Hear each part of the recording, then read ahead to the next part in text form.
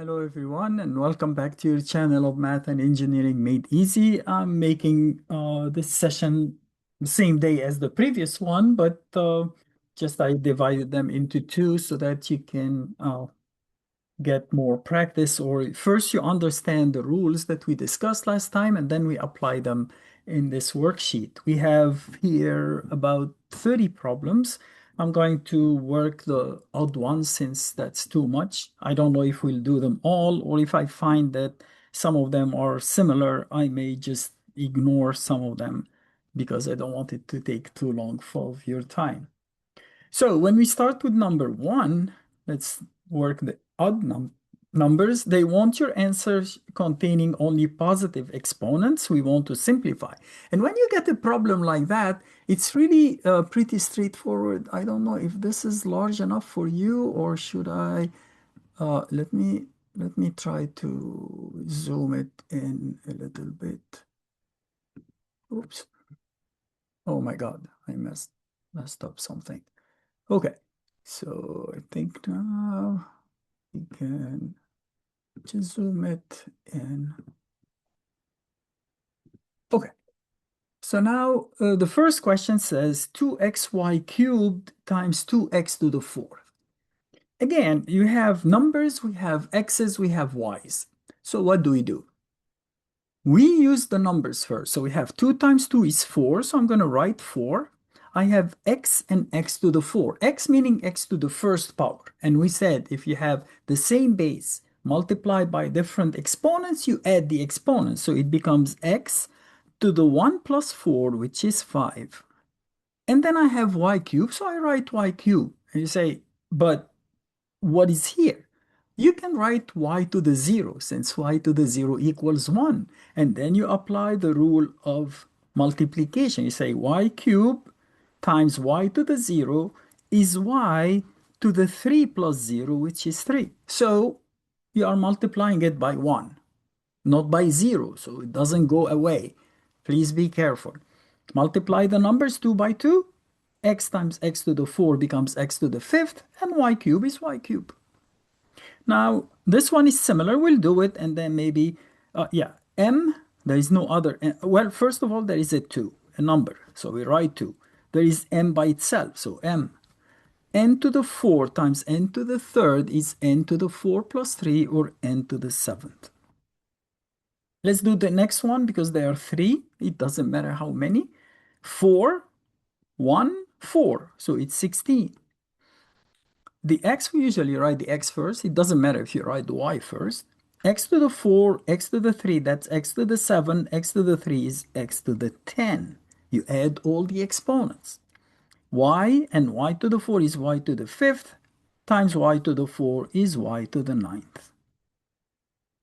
Maybe I'll do the next one. Let's skip the rest because they are similar, or maybe I'll do 2 of them. I have now something to the power. Notice that the power for, first of all, 3 to the third is 3 times 3 times 3 is 27. But when I get to the something with a base, b squared quantity cube is b to the 2 times 3. Remember we said the exponent becomes a multiplication, and 2 times 3 is 6. Next one, 3 to the 4th is 3 times 3, 9 times 3 times 3, another 9, you get 81. b to the 4th, a cube to the 4th is a to the 3 times 4, a to the 12th. Some people write the a before the b, like we wrote the x before the y. It's the same thing. Let's skip the next one and go to number 13. If we finish early, I'll go back and do the remaining. I have 4 divided by 2 is 2. X cubed divided by nothing, meaning by 1, is x cubed. Y to the 4th divided by y. In the division, we subtract the power or the exponent. So 4 minus 1 is 3, y cubed. Next one is easy. 3. The n's cancel because this n to the first and n to the first is n to the 1 minus 1, or n to the 0, which is 1. Or simply saying, we simplify n by n. and you get 3m over 2. Let's move to the next. Number 17. 4 and 3, they are not simplified, so I leave 4 on the top, 3 at the bottom. X cubed divided by x squared is x to the first or just x. Y squared divided by y cubed. Here, I want you to do it in a clever way. The regular way would say, oh, when I divide, I subtract the denominator. So 2 minus 3, right? 2 on the top, 3 at the bottom, which is y to the negative 1. But we said if you have x to the negative a, you make it 1 over x to the a. So it's 1 over y, meaning the y comes in. So times 1 over y. Now, when you look at the exponents and you see that the one at the bottom is larger, subtract the top from the bottom and leave the answer at the bottom. What do I mean? I mean y cube and y square. Cube is greater. So it's like I'm dividing top and bottom by y square, right? So when I divide the top by y square, I get 1. When I divide the bottom by y square, I have a remaining y. Instead of doing it this and then take the reciprocal, it takes time. There is no reason for that. Here, I have 4 in the denominator, so I'm going to leave it. U to the negative 1. U to the negative 1 is 1 over u.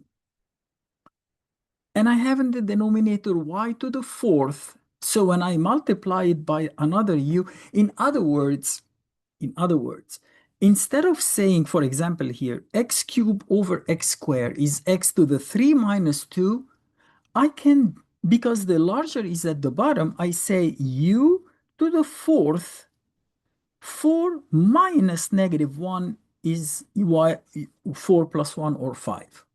Do you see that? If you don't see it, just do it the same way as we did before. You say u to the negative 1 divided by u to the 4 is u to the negative 1 minus 4 is u to the negative 5, which is 1 over u to the 5th. But instead of doing all of that, subtract the top from the bottom if the bottom is larger. Here, I have v cubed and v to the 4, so I can say v, 4 minus 3 is 1, so just v in the denominator. And since there is nothing on the top, don't forget to write the 1. Okay? It's not 0, of course. It's 1. Notice 1 over y to the 5th. There is nothing. If you divide everything, then the remainder would be 1 in the numerator.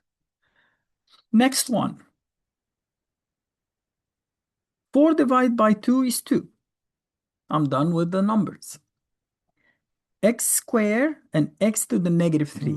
2 minus negative 3 is 2 plus 3 is x to the 5. Y to the negative 3.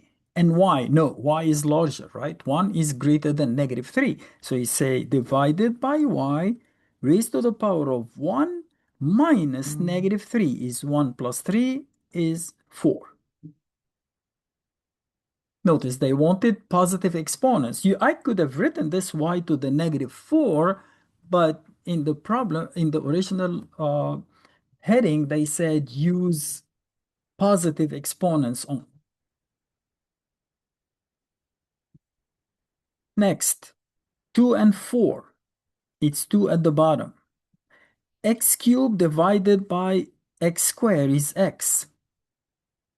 Y to the negative 2 in the denominator goes up as y to the positive 2. That's easy. 4 to the negative 1 is, and 4 squared. The 2 is greater than negative 1. So you say 4 raised to the power of 2 minus negative 1 is 2 plus 1 is 4 cubed.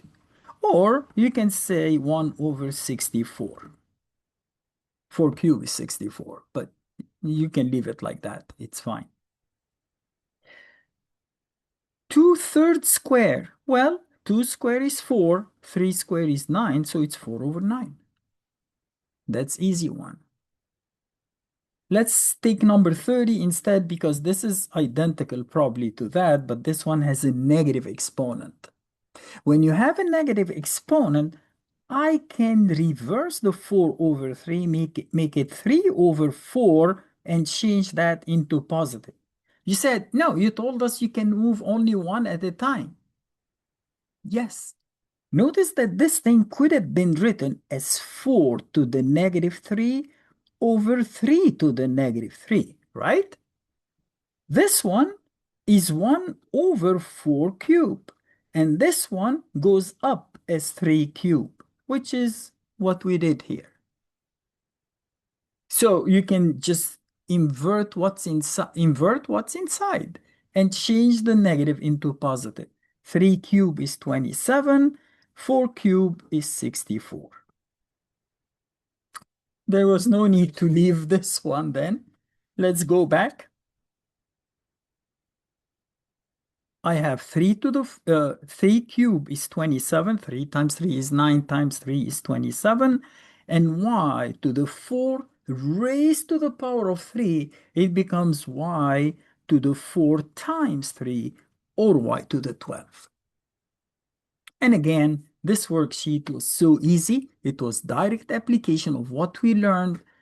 In the next sessions, we are going to start looking at equations of logarithms. If we are going to solve logarithmic equations or graph logarithmic equations, and then we are going to take a session on the growth and decay using logarithms, or I'm sorry, I said logarithm, exponential equations. Kept saying logarithm. Logarithm is the inverse of exponents, and that's what we will do later. But for now, I'm sorry if I said logarithmic. My mind was on the opposite. We are going to do exponential equations, exponential graphing, and exponential growth and decay, and then we'll do the logarithmic of these things later to show you how we do the reciprocal of that or the inverse functions. I hope this was clear. It was pretty straightforward. There are some tricks that you might have learned here that you need to train yourself on doing quickly instead of wasting time doing this and then inverting. Work backwards. Work from the denominator and subtract the numerator and leave the result in the denominator. Once you solve these 2 or 3 problems, in 2 different ways, you will get it, I'm sure. If you still have any trouble or difficulty, let me know. Or if you have any comments on what we did in this worksheet, let me know and I will get back to you as soon as I can. Thank you very much for watching. Hope to see you soon. Bye.